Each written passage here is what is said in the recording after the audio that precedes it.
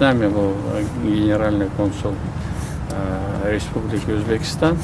К сожалению, ребята с Узбекистана тоже и pogibшие есть, и пострадавшие. Tatariston rahbari Rustam Minnixanov O'zbekiston va Tojikiston prezidentlariga dron hujumlari oqibatida halok bo'lgan fuqarolar uchun hamdardlik bildirdi. Gap shundaki, 10 avgust tongida Ukraina dronlari Tataristonga hujum qildi. Oqibatda Nijnekamsk shahrida 13 kishi halok bo'ldi. Rustam Minnixanov O'zbekiston va Tojikiston prezidentlariga hamdardlik telegrammalari yo'lladi. Hostelda halok bo'lganlar orasida ularning fuqarolari bor.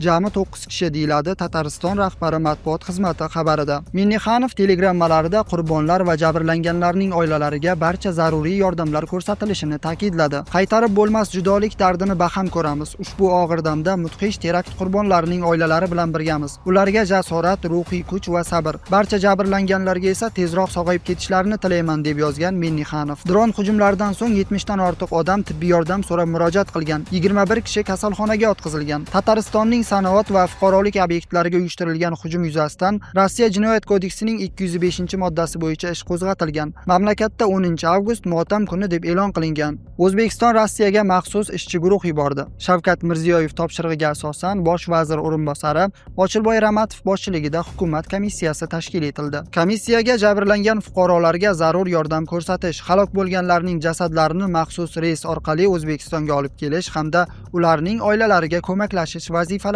yuklatildi. Favqulodda vaziyatlar, tashqi ishlar, sog'liqni saqlash vazirliklari, migratsiya agentligi va boshqa tashkilotlar vakillaridan iborat maxsus ishchi guruh Rossiyaga yuborilgan. Hozirda O'zbekistonning Qozon shahridagi konsulxonasi va migratsiya agentligi vakillari hodisa joyida bo'lib, Rossiya tomoni bilan hamkorlikda zarur choralarni ko'rmoqda. Jabrlangan O'zbekiston fuqarolari haqida ma'lumot olish uchun Qozondagi bosh konsulxona va migratsiya agentligi Rossiyadagi vakolatxonasining ko'rsatilgan raqamlariga murojaat qilish mumkin.